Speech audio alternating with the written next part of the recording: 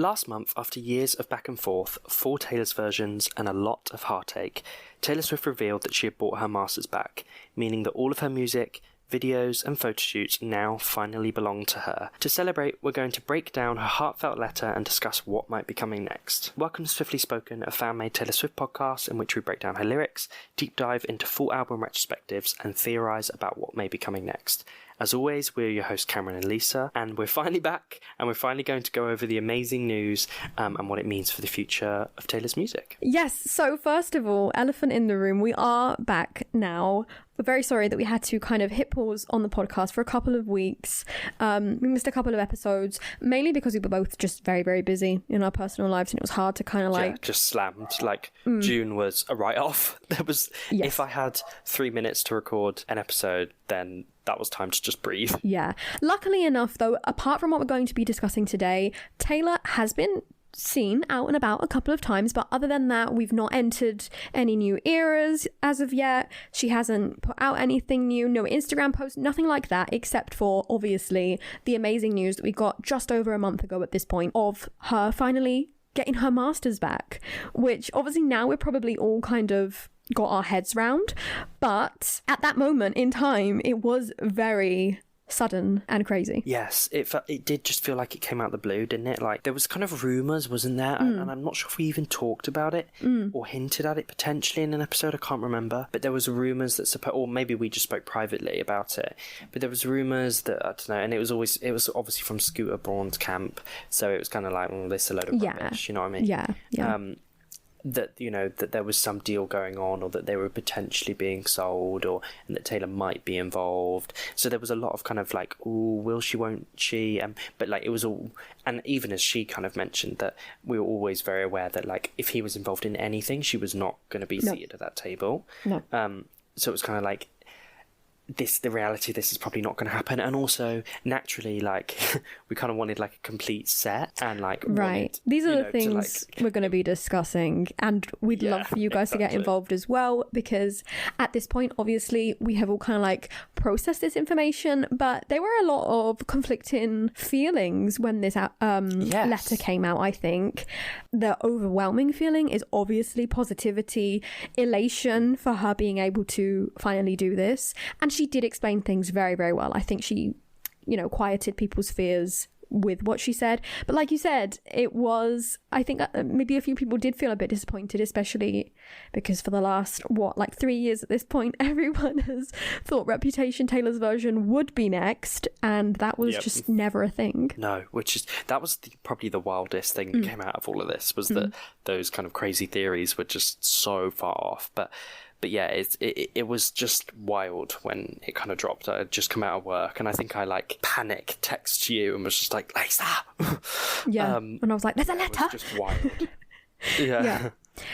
And with the letter, obviously we had the photo shoot, which I've seen so many like artist takes on this photo shoot. She's just looked so happy, so radiant, so positive. It was for the last month. It has been kind of like a celebration in Swiftie world, really, for Swifties and in Taylor Swift land, because it is such a positive thing, all in all, isn't it? That all the babies are home, they are all with her now. Yes, and I think what's really interesting is that it's revealed like people's true opinions about Taylor's versions or the originals, or it's very interesting that now everyone feels very comfortable to share opinions, whereas before, and I would probably was guilty of this, was very much just like, no, Taylor's versions are better. No, that's it, because we are ride or dies here. But now, exactly. We can kind of be a little bit more critical because we have the choice now, which is amazing, and it's all ethically sourced, so people can now combine, stream whatever they want, one version, another version, both, neither. Well, rather not neither, but you get my point.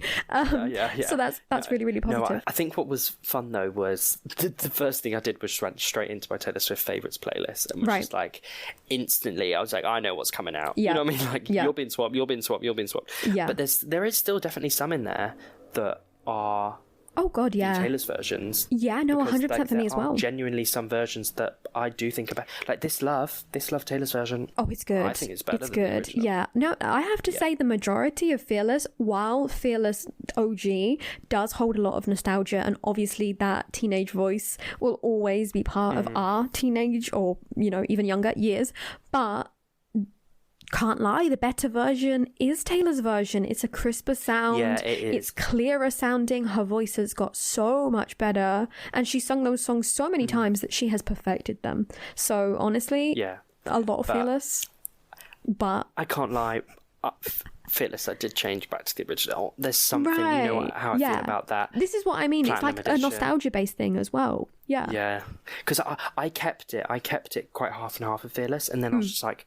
Then I listened to the original and I was just like, oh my God, it's like being 10 years old again. Yeah. You know what I mean? I was just like, there's something about those versions that, especially when you haven't heard them in so long, they feel even more nostalgic. Yeah. Because like, it does feel like, it feels like stepping in time 4 years ago, let alone like, you know what I mean? It's so weird like hearing them again, I suppose, for the first time in a weird way that, it was, for me, those like, Fearless, Speak Now for me, but both of them I swapped over. But Red, Taylor's version, I've kept quite a lot of. I've kept like I Almost Do, Sad for Tragic, Come Back Be Here. That's interesting. Because I do Eyes Open, Taylor's version, I do prefer as well. Yeah. One thing that was going straight back was the Everything Has Changed remix. I was like, I want that extended verse. I've missed you. You know what I mean? Thank you. Like, I've missed you. Ed Sheeran, please speak for once in your life. You're allowed.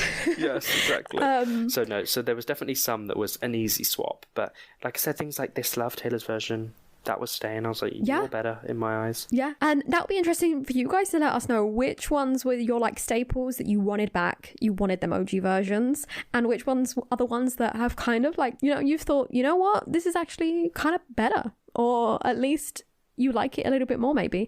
And also another big question, and my question for you, Cameron, I know, but for everyone else, what was the first song or the first album or the first bit of music that you went to as soon as everything was unlocked and everything was now fair game?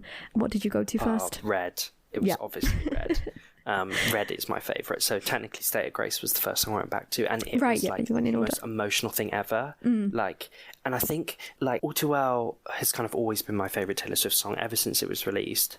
And I felt like All Too Well 10 Minute is insane. I love it so much. And even though the Taylor's version of the 5 Minute is good, it just doesn't hit the same. No, there's something about those emotions. OG 5 Minute. Yeah. OG 5 Minute and Taylor's version 10 Minute, those two are the versions for me. Like I've got both of those in my playlist. Yeah. Because the OG 5 Minute, there's something in there that just you can't match again, but then the 10 Minute is so gorgeous and the storytelling and the songwriting is so immense. But I think that it works out perfectly though. You've got that 5 minute original that is very raw and very, this is happening right now, and then you've got All Too Well 10, which is very much retrospective, looking back and seeing it from a different perspective. And even the end of All Too Well kind of does feel like that anyway. So 10, definitely the 10 minute version. So so that for me was like an instant, just hearing that again. We're never ever getting back together. Original version was like, oh my god, yes. I knew Trouble original version. Oh my god, I was like, even 22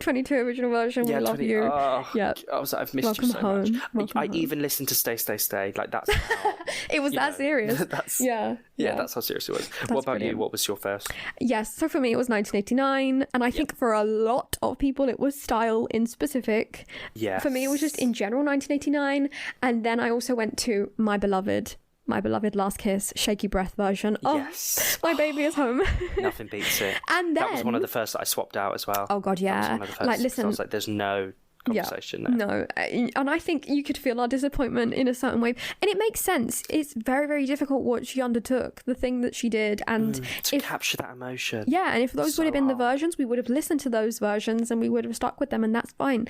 But if we're lucky enough to be able to choose, then it does make a big difference. You can clearly hear what she's going through in that moment, in that recording booth all those years ago. And then the next thing I went to, which is an album that I haven't listened to in so many years at this point, Reputation. Yes, same here. Reputation is not one that I don't know, this debut for me I do listen to a lot because there's so much nostalgia with that I would really struggle not listening to it. Yeah. But luckily, you sent me a nice little album. I still felt a sense of guilt Yes. Oh, yes. I suppose I sent you the CD, which is guilt-free, isn't it? Yes, exactly, because it was from like secondhand kind of place. Exactly. It's very ethically sourced. So, yes. Exactly. But I still felt an element of guilt listening to them. Oh God, yeah, me too. And Reputation for me, I really struggled with. I just couldn't. Yeah. Like, yeah. I the only songs I really listened to was the stuff that was on the Eras Tour set list. Exactly. Yeah. Other than that, I hadn't really touched the album in a long time. And when you do revisit it, I was like, God, this is a good album. It is. I mean? Like, that's how I felt. I remember I played it that weekend as I was doing things, and it was just like I was like tearing up and everything. It was like what an album. And we'll get into some things about that album and how they've been misconstrued in just a moment from this letter. But oh, what a good album. It goes off. It really does. It really does. But you know what? I get it. And I'm glad that we're not going to get it re-recorded. And it's funny because I think for a long, long time in this process, when we've spoken behind the scenes, you and I, we have discussed how Reputation was always kind of like, it stuck out a little bit because it already sounded like, in a way, the new Taylor, you know?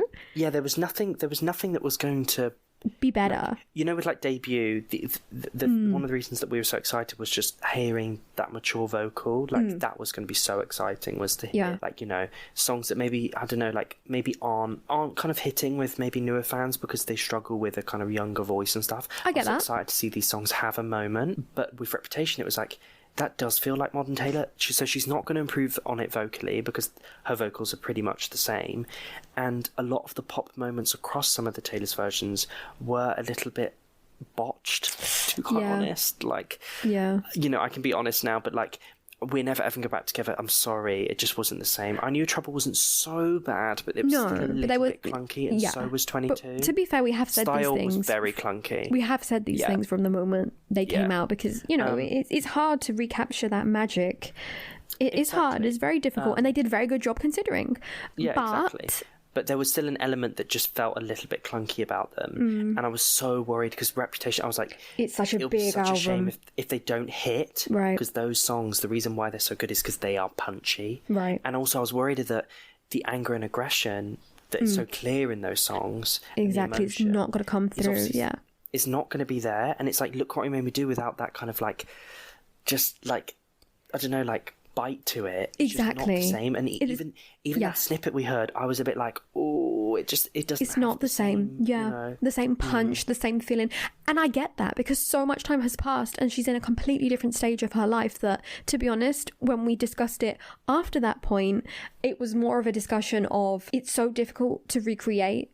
You know, I mean, we've discussed that in this episode already. It's difficult to recreate those emotions, especially when those emotions weren't just sadness, but they were like deep in the depths of very, very difficult times for her. Depressive. Yeah. And then number 3, and this is probably a double-edged sword, and I don't know how some people will react to this. You guys, again, can let us know how you feel about it, but there was so much hype over Reputation Taylor's version that in a way it's kind of ironic and funny how if you weren't there... It will never be. Yeah. If you weren't there originally, you weren't there. Yeah. And... I don't know. I don't mean to be like a snob and like you can't be into Taylor if you weren't there in 2017. That's not how it is. I think, you know, anyone who wants to be a fan, brilliant. You're welcome here. We don't judge, obviously, whether you discovered her a year ago, a month ago, 5 years ago, or you've been a fan for like, you know, 20 years at this point. We don't judge. However, it was such a very specific time in Taylor's career for fans as well. It's just interesting how it's all played out, I think. Yes, no, I think that is the one. And clearly Taylor was conscious about that and very concerned about how it could be improved on. And, like, you know, even with the photo shoot, I was unsure how that was going to be done. It was weird, that one. But it is odd that we never will kind of get it in its kind of full Taylor's version form. Right. But I guess it's quite nice. In a weird way, it's quite nice, and it does suit the album, and it does mean that then it does kind of still have its standalone era that, you know, was the reason why Reputation is as good as it is because it was so misunderstood. And it's quite, in a weird way, it's quite nice that era remains misunderstood but is now understood, rather than doing it again where it is kind of understood and it's kind of like, oh, well, you're not really hated anymore. You know what I mean? Like, there's kind of like this weird, like, Reputation was such a moment because she was defying like so much that had happened that it's quite weird to release it when you're like now the biggest and most loved artist on the planet. It's kind of like, well, you know, it's not really like my reputation's never been worse. That's it. It just doesn't seem very genuine. It just, yeah. It's all very interesting, and I think the next thing we should do is kind of go through this letter and just talk about a few interesting, curious pieces of information. So we have, hi, I'm trying to gather my thoughts into something coherent, but right now my mind is just a slideshow, a flashback sequence of all the times I daydreamed about, wished for, and pined away for a chance to get to tell you this news. All the times I was this close, reaching out for it, only for it to fall through. I almost stopped thinking it could ever happen. After 20 years of having the carrot dangled and then yanked away, but that's all in the past now. I've been bursting into tears of joy at random intervals ever since I found out that this is really happening. I really get to say these words. All of the music I've ever made now belongs to me. Right, breaking it down, because we've got to break down some things. This has been obviously seen, widely speculated on, but there are 12 eyes in this. Yes. And nothing that is a Taylor Swift Easter egg. Yes, like this is it. About Easter eggs, this is it. That is an this Easter is egg. it. This Something is plain, simple, obvious. Yeah. There's people who wanna, and I get it. We're all having fun, but there's people who wanna like count the number of glitter sparkles in the background. They've added this, and if you click on this, and on the 12th of July in 2012, she said this. That meant that on the 16th of April. No. This is an Easter egg. This is it. Right, there's 12 eyes, and she has counted them eyes, and she's put them, because if not, she would have put 13. It's as simple and plain as that. Yep, exactly. That's what I mean. If she's going to put any number, it's 13. And if there's not 13, there's a reason why. Yep, that's it. So there's 12. Obviously, this is a hint towards what is coming next. Obviously, we'll speak more about things that may come in the future, but TS12 is very much next, in my opinion, at this point. Yep. When that will be, we can discuss, but... I don't think soon, but I don't think too long either. No. Do you get what I mean? I think potentially this year. I think there might be a potential of at least maybe a few more months, I think. Yeah, I think normal OG Big Machine Records release times, you know what I mean? Like, kind of like autumn. The late autumn. Right. Yeah. I'm thinking either that, or she goes to the extreme and we don't even get anything until next year with a very full rollout. I would like that. I would really like I'm in two minds. To a big rollout. Yeah, I'm in two minds. I'm either on shorter rollout, very much like she's been doing for her last few releases in, like you said, autumn time, or we completely skip that and go to next year at some point with a full rollout, kind of like Lover, kind of like OG pre-Reputation, maybe like a 1989 thing where we get the whole thing. That's how I'm feeling. Also because I do feel like it's going to be like a pop album, very much. Yes, me too. Yeah, very much leaning into, I don't know exactly what genre of pop, because she likes to play around, but I'm thinking maybe a bit. I think potentially. Yeah? What are you thinking? 1989-ish, I was thinking maybe a bit more like... Yeah, I was thinking 1989, potentially leaning into like the perimeters of Lover. Yeah, I'm not feeling bubblegummy too much because I think... No, not bubblegum, but maybe like Cruel Summer-y, Cornelia Street kind of vibes. Yeah, I guess. Yeah, something like that. We'll see as we get closer, perhaps, when we kind of get this formed vision. I think right now, TS12 is kind of like a mood board in all of our heads with things that we've kind of made up our own minds about. But you know what Taylor's like? She will suddenly throw a curveball and it will be completely different to what we all thought. But we definitely know that it's coming. That sole word has confirmed it for all of us, which is funny. Yep. But yes. Also, using You Belong With Me on the photo shoot and kind of like the words that she uses in that. Yes, very, very emotional. Anyway, we go on. And all my music videos, all the concert films, the album art and photography, the unreleased songs. Interesting to mention that one there. The memories. Yes, I thought that was... Yep, the magic, the madness, every single era, my entire life's work. Yes, interesting thing to point out there. Unreleased songs and concert films. Because obviously, as of right now, none of them have a home. Like, right. Like Fearless, Speak Now, 1989, Reputation, they're not anywhere. Taylor, we want... It's really interesting that now she owns them. Physical releases. Yes, please. Yes. Especially for eras. the latter two. Yeah, Reputation. Them officially.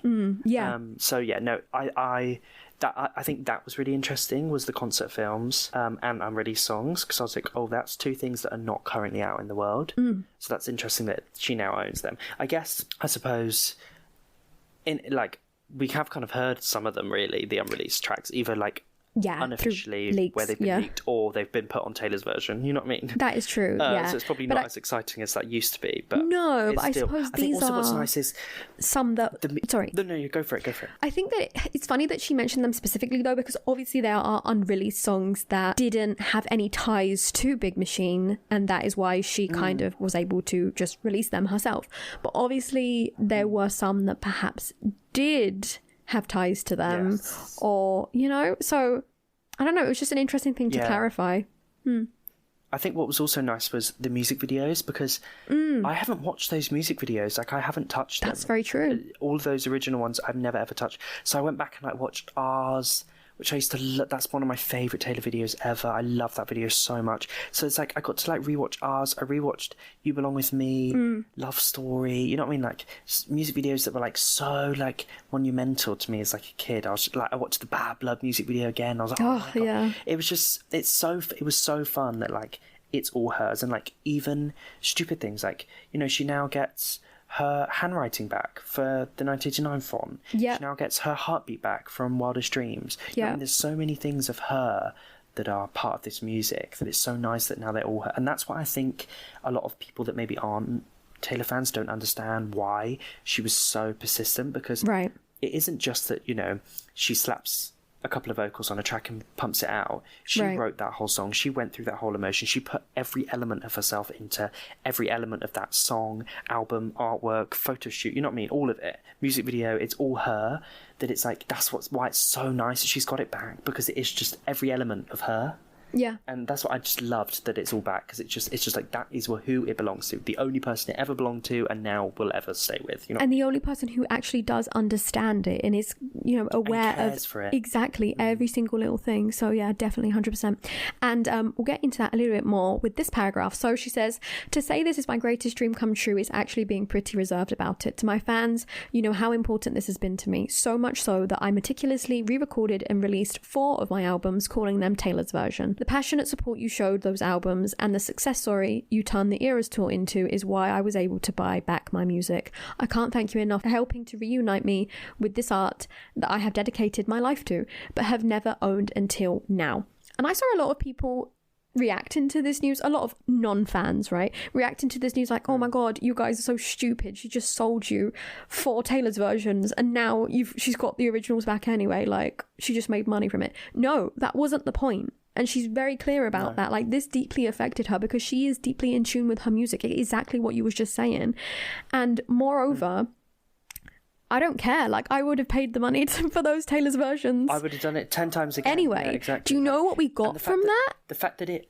Exactly. Like, we got so much out of those re-records. Like, definitely. And she didn't have to do that at all. We would have bought them anyway. Imagine the process. Copied and pasted, we would have got them anyway.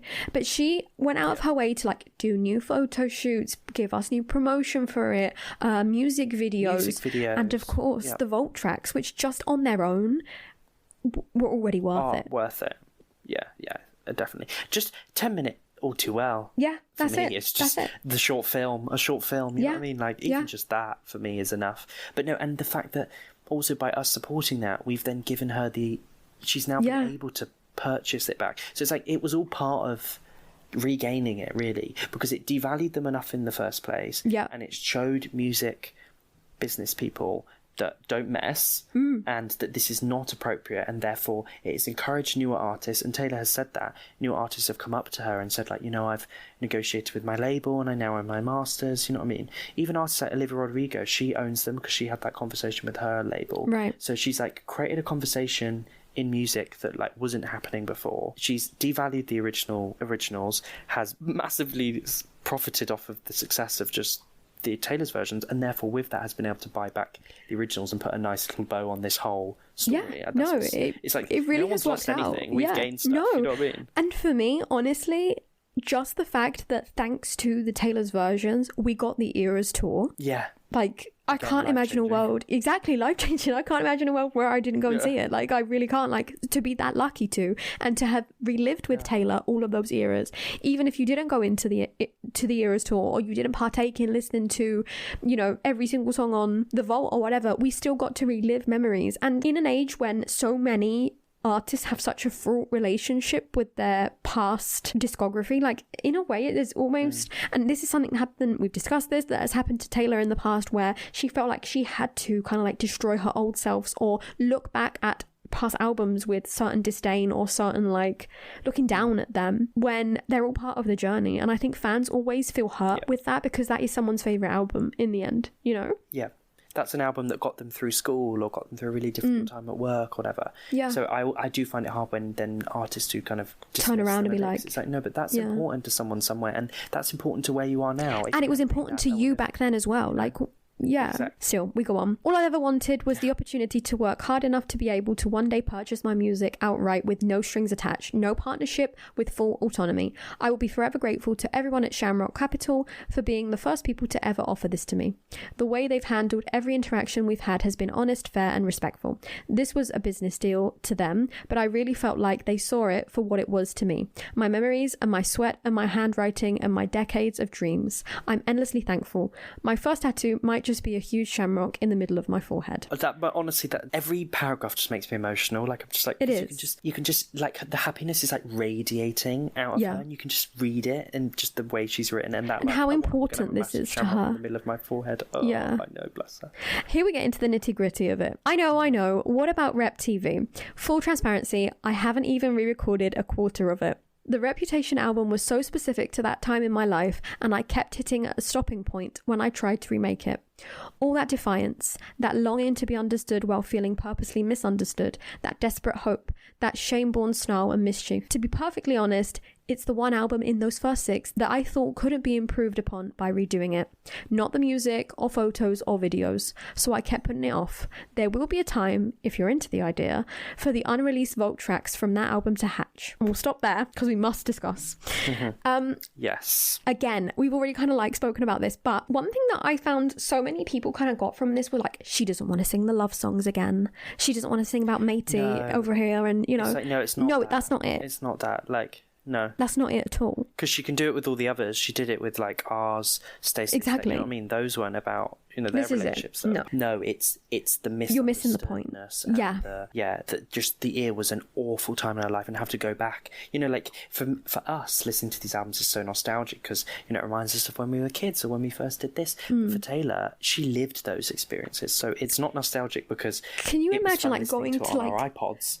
It was a shit time in her life. You know? Exactly. Can you imagine like opening up an old diary of yours and like going into it and then like doing that page again, reliving it and showing it to the whole world, and doing it in a way that made you.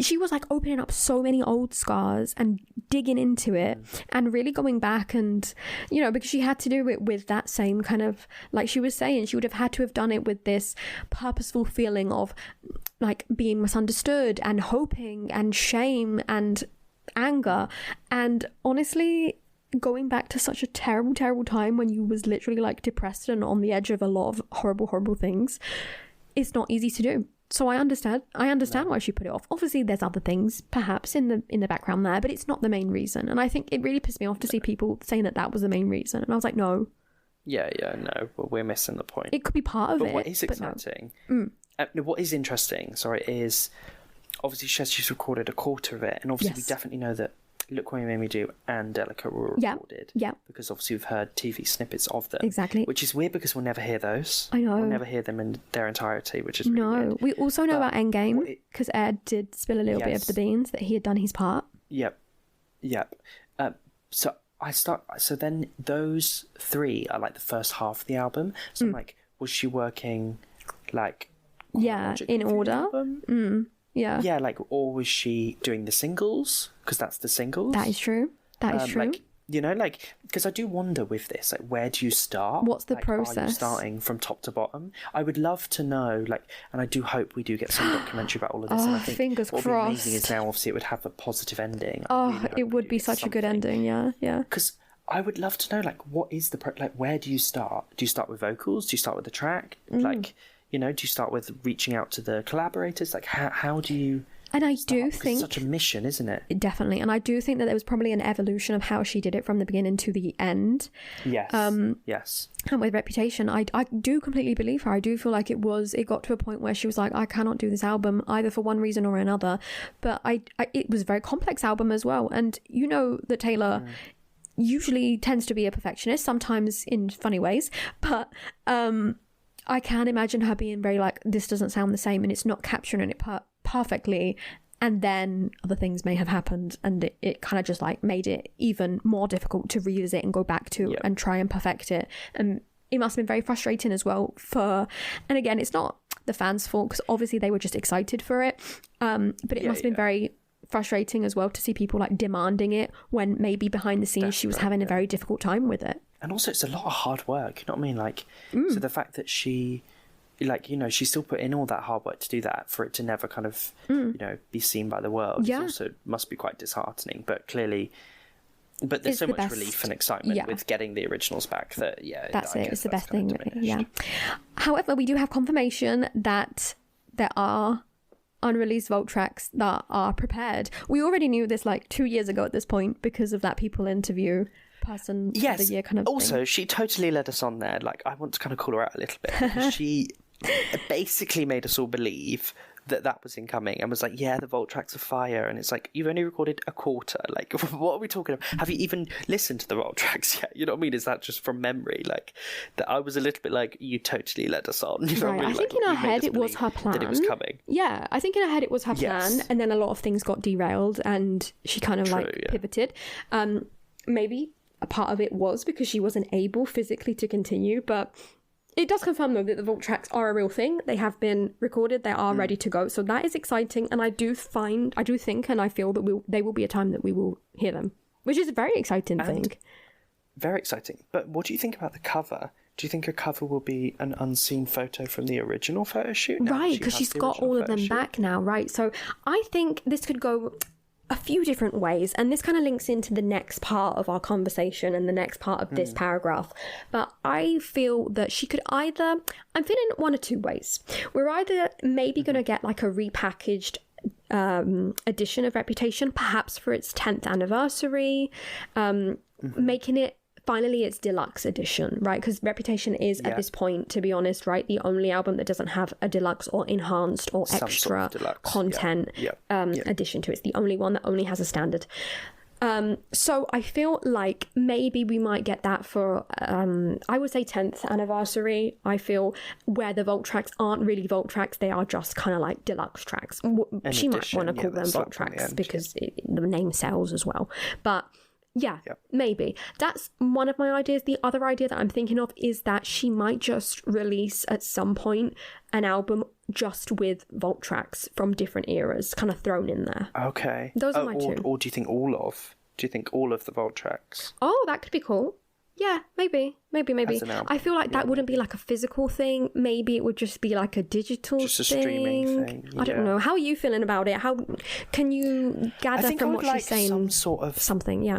Yeah, I think she's kind of just floating the idea and maybe seeing what people suggest. I hope that there is something physical because I don't know, I'm a big physical lover of music, so I always hate it when there's something that's kind of missing physically. Midnights, we're looking at you. Especially if it's something that's so cool that you want to have on CD or vinyl. But I'm kind of just down for anything, but for me it's just more like the photo shoot, because I just think now that she owns it and she can use an outtake from because there would have been photos taken, the album cover photo, there'll be like ones that are outtakes just from that she could use that would be quite cool. Because it has to have some sort of picture, you know what I mean, whether even if it's digital or on the CD. So I'm intrigued by that, but I just really don't know, because I'm also wondering, and we'll talk about this more within what we're going to talk about next in the paragraph, the rest of the paragraph is, are they Taylor's versions? Right. Like, will they be branded as Taylor's versions? I don't think so. I think they're going to be, like I was saying, they're going to be like deluxe editions or special editions or ultimate editions or something like that. Maybe she might use the word just because of like the positive attributes that it has. Yeah, maybe she does go for that one. I'm not sure, because then it'd be funny to see like Lover doesn't have a Taylor's version, you know what I mean, but doesn't need it, but it has. I don't know, the wording is strange. Yeah, it's odd, because it's like I think she'll use From the Vault, because she's used that on Even Midnights. Yeah. Losing Me, a Vault, From the Vault track, or Vault track, whatever. So I think that'll be used. Okay. That doesn't mean that it's not owned by her or whatever, you know what I mean? That doesn't mean that she's reclaiming anything. It just means that it just wasn't originally, it was hidden away and now is released. But I guess we'll talk about the Taylor's version thing more when we get into the next one. Yes, so I've already completely re-recorded my entire debut album, and I really love how it sounds now. Those two albums can still have their moment to re-emerge when the time is right, if that would be something you guys would be excited about. But if it happens, it won't be from a place of sadness and longing for what I wish I could have. It will just be a celebration now. So debut is completely done. Yes, which is very, very, very, very, very, very... And she likes how it sounds. Yes, and I was reading about Rep, and I was just like, oh my god, please don't. When I was first reading it, I was like, I'm gonna cry if debut is left out. So no, that is so exciting. I'm really glad about that. But I guess now we can talk about it. Will it be a Taylor's version? Because it's not... Right. You know what I mean? It doesn't need to be distinguished. No, does it doesn't. I really do feel like... I don't know. I hope that she goes really big with this debut, because listen, next year is 2026. That marks the 20th anniversary of debut, which is crazy to think. And this is something I've been talking about. Even for Taylor's version, I was like, 2026 is the 20th anniversary. Wouldn't it be a fun way to mark it? But now it could be even better. Can you imagine, Cameron, take my hand, we're picturing it, we're manifesting it. It's an extreme like deluxe edition of debut. It has the original tracks, it has the deluxe tracks, it has all of the Taylor's versions of those tracks, which could be called Taylor's versions because they are the re-recordings of them. It has a vault that is as big as the actual album. It has photo shoots from back in the day and redone ones from now, all like stripped back and acoustic-y. It has special like commentary on some of the songs of the album to celebrate like where she's come from. Oh yes, tour photos, live photos, because everything belongs to her now. Music videos, exactly. Oh, a dream. Please, Taylor, please hear us out. I'm looking for like 4 discs minimum, 3 CDs, 1 DVD. Like minimum. You open it up like it's a folded thing that you open up, and it has like maybe like a take on the original like Tim McGraw photo shoot, you know, she's in a truck somewhere. Bliss, that would be absolute bliss. That I really, really do want to hear, and I do think obviously she's basically said it's coming, but again, if it's not released like that and it is just released as a standard kind of Taylor's version, do you think she would have done the photo shoot for it if she's re-recorded it? Or I think so too. Yeah, I think it will be a proper kind of, because Reputation I don't think there is. No. If she's only recorded a quarter, there's no photo shoot. No. I think if she goes with like kind of like re-releasing them like she has for the other 4, debut will get like a proper thing going on, and Reputation will be much more understated and not the whole album, of course, whereas debut is a whole album. Tracks, So definitely different. But I do think so 2026 would be the 20th anniversary of debut. That is next year, and 2027 is the 10th anniversary of Reputation, so that's the year after. So kind of works out. No, I think that could work. I think the thing that I actually found a little bit sad about this paragraph was that now if they do get released, they won't be from a place of sadness and longing for what she wished could be, which I think is that maybe people hadn't realised or maybe I hadn't realised when she was releasing the Taylor's version, that this, you know, as much as she was reclaiming and there was something so positive that she now owned them, it was sad that she didn't want that. She wanted the originals, you know what I mean? This was just like almost like the next best option, you know what I mean? There is something quite sad about that when you think about it, that she was longing for what she actually wanted, which was to own her original work. Well, the sad thing of it is that the next best. It was obviously very a celebration, and she would put up a front into which, and obviously it was a happy occasion to a certain extent, because she is reclaiming her music, her past, herself, and I'm sure that she got a lot of positivity from that journey.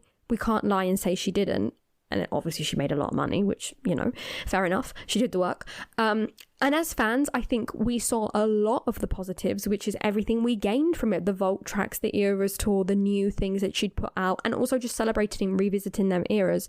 But the same thing we've spoken about where revisiting Reputation would have been very painful for her, I think revisiting all of the others was just as painful in different ways.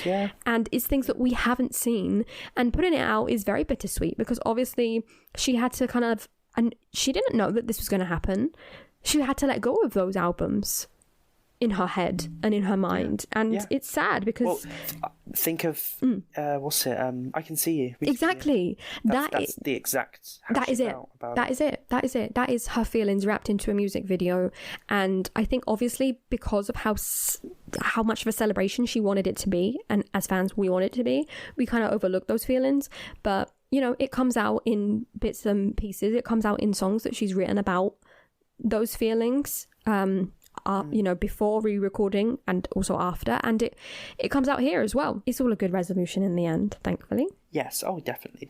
So we'll finish off the letter. She says, I'm extremely heartened by the conversations this saga has reignited within my industry among artists and fans. Every time a new artist tells me they negotiated to own their master recordings in their record contract because of this fight, I'm reminded of how important it was for all of this to happen. Thank you for being curious about something that used to be thought of as too industry-centric for broad discussion. You'll never know how much it means to me that you cared. Every single bit of it counted and ended us up here. Thanks to you and your goodwill, teamwork and encouragement, the best things that have ever been mine finally actually are. It's so sweet. Oh, I know. Elated and amazed, Taylor, which is so... I loved the ending because obviously, you know, she's done it on purpose. It's so like contrarian to that first Tumblr post back in the day where it was like disgusted and saddened, and now she's elated and amazed. Oh, it makes me emotional. Honestly, tears. Yeah. I know every time. Honestly, that whole... Was it Friday? Was it a Friday? I think it was a Friday. I think so, yeah. Yeah. Oh, God. It was a lot of tears. You know what I mean? It was just... Because it was just like reliving all these things, and I got to kind of look back on... Because I got to, you know, rediscover these versions of the albums and then reflect on how much life has been lived since then and the amazing things that these albums have kind of... You know, where they've taken me in my life and the people I've met and, you know, the experience I've had and, you know what I mean? Like, it just was so amazing. It just opened this, like, Pandora's box of just positive emotions and feelings and just excitement. And, oh, God, yeah, there was a lot of tears that Friday and weekend. And just, yeah, it was... Definitely. But every time I read this, I'm like, kind of like... Yeah, especially that ending. It just cutting onion. Yeah, exactly. Yeah. The immediate fallout of this obviously was all very positive and just goes to show how much people absolutely adore those albums. Reputation got to number 1 on iTunes. Debut was at number 4, which is absolutely incredible. And then it went up again, I think. So they both like climbed right up as well alongside the other older albums. But that just goes to show how many people were holding back from listening and finally felt, oh my God, I can listen to these albums. And I felt so proud for Little Debut, and obviously very vindicated for Reputation as well. And obviously Jack posted that video on X, Twitter, whatever you want to call it, of like him and Taylor listening to Get Away Car. And you can even see there how excited she is, but also because she's so excited, she does look a bit kind of like tearful. You know like, makes sense. You can see that she's so emotional, like, and there's something so lovely. I really loved that video that we got to see of those two. And Meredith. To my car, and and Meredith, she's still alive, she's still kicking. Don't. No, that was that was such a fun because obviously we've had such a kind of quiet year coming off the back of 2 years where we've got to kind of see so much of Taylor and so much new music, and I'm not complaining at all. Quite the opposite, but it was so nice to have something so positive and get to see her again, so happy and positive, and, you know, seeing everything kind of resolved and how everyone wanted it was that, you know, she got her rights back. And what's also exciting as well is that, like, as a massive kind of merch collector and CD vinyl collector, I have all these CDs and vinyl that I was generally thinking, will I ever listen to these again? Like, will I ever touch them? Like, all these years of collecting only for them to just sit or even think about, like, I know it's not our case because I don't think either of us would ever like kind of like think of selling our collections, but in the sense of, you know, reselling in the future or their value at all for real fans, they didn't for a long time there, for a few years, almost 5 years. those original albums didn't hold any value. And I think that that's kind of like such a profound thing for an artist to be able to mobilize a group of people who are fans to do something like that. Yeah, exactly. And it's so nice now that I can listen to them and I can enjoy them and not feel guilty about it and not have to sit down and be like, okay, I'm going to listen to OG 1989. And I never did. I never, ever, ever did it. I was going to do it last Christmas, but it just felt a bit, something that it always felt tarnished and wrong. And some people did do it, and that's fine. You know, especially if you listen to the CDs and vinyl, then, that's fine. You know, it doesn't matter at all. But I just still couldn't do it. There was still something in me that just couldn't do it. And I'm so glad I didn't, because it made it so much more pleasurable when you got to do it guilt free, and definitely. And it felt like a celebration, and that it was so fun. It felt like the Swiftie world was kind of like rejuvenated again for a weekend. Definitely, definitely. But I do feel like, and I feel like for Taylor, obviously this must be like tenfold, but it does feel like the Taylor Swift musical universe is complete again, and she must feel in herself that she feels more complete now, that she has it is a part of her, it's an extension of her. It's like, I don't know, it really does feel like, I think with many singer-songwriters and people who make their craft from scratch, they do feel possessive over that because it is part of their life. Like you said before, it's painstakingly diary pages that have become something much, much bigger, of course. But imagine people trying to take that away from you and saying those memories are tainted now, they belong to me. So I definitely very positive thing, very, very emotional, and very exciting to now. That's what I mean. It is so exciting because, you know, we are going to get debut, we're going to get elements of Reputation with the Vault, which is still exciting because it's still like 100%. Okay, we still get to enjoy those. But what's also exciting is it basically, what is next is a new album. Yeah, and it opens up so much really space for her, really. Yes, exactly. And also I feel, for once I actually feel, and I'm really glad we've had some time, I do feel not hungry for a new album, because that makes it seem like I'm kind of like desperate and like expecting something. We need it. No. Which is not the case at all. No. But obviously TTPD, I kind of re-listened to it again today after probably about 4 days of not listening to it. I was going to say revisited it. You listened to it last week. Okay. No. But after 3 days of not listening to it, I re-listened to it again today. And when I was listening to it, I was like, this does feel like Taylor a very long time ago. I'm really excited to hear where she's how at. Taylor is feeling at the moment. Like, because these emotions are, 2-3 years ago now. Yeah, it's very true. And it's very exciting because this is the first time that probably we have no idea. Obviously TTPD was a bit random, but we were very, very caught up. Like, a lot of those feelings weren't in that moment, but they were things that we had seen in front of our faces play out. And we, so we understood them, though it was very intense. And then for a long time we of course knew, okay, so this, or more or less knew, this year is going to be re-recordings. Then they didn't come, and then we found out why. So now we're kind of in like this limbo of, we have no idea where she's going to pivot to. It really does feel like, again, that we are kind of in that period after the Reputation era. It feels like we have kind of reset, because it felt very similar in the sense that we didn't know what was next. We had no idea where she was going to pivot to. Contract. This is it. Exactly, so I'm very excited for TS12. I'm very excited for the debut repackage, which is, that's how I'm seeing it in my mind. I'm very excited for, at some point, getting those Vault tracks. I think there's a lot of other things that Taylor has going on, I reckon. We're not seeing her very much at the moment, but there's, the film, possible documentaries. I really do think that we will. Fingers crossed. Yeah. I pray. I would love, because I do, as much as I love Miss Americana, it's a bit outdated at this point.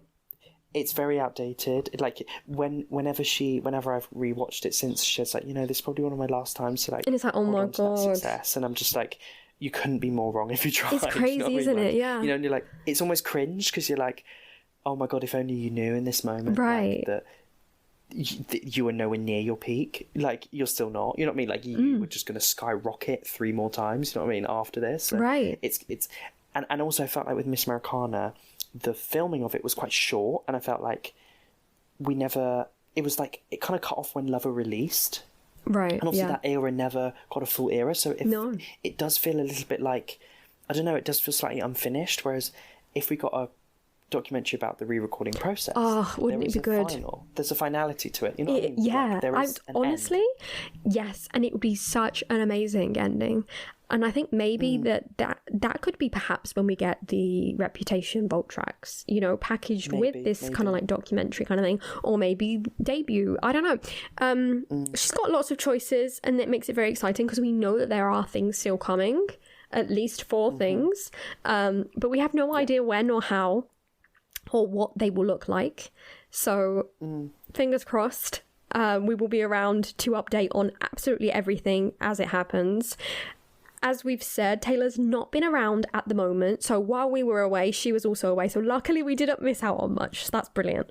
Yes. Hopefully we can kind of get back into our stride with the episodes, but we'll see how we go, and we'll keep you updated as always. Okay, so we've now come to the end of this episode, and we're so happy to be back. I've really missed just chatting all things Taylor, and we hope you've enjoyed this episode, and please do let us know your thoughts on all things Taylor reowning her music. What was the first song, album you listened to? What's your thoughts about Rep, Vault, debut, whatever version, Taylor's version, 20th anniversary version, whatever it's going to be called? Let us know all your thoughts on everything, what you expect, TS12, anything. We want to hear from you guys, as we've missed interacting with you. But if this is your first time listening, then please make sure to subscribe. If you're listening on YouTube, if you're listening over on an audio only format like Apple, Spotify, then please rate or like us. And if you do want to keep up to date with all things Swiftly Spoken and when new episodes are coming out, then make sure to follow us on Instagram. Our handle is @SwiftlySpokenPodcast. But until next time, we will speak to you soon.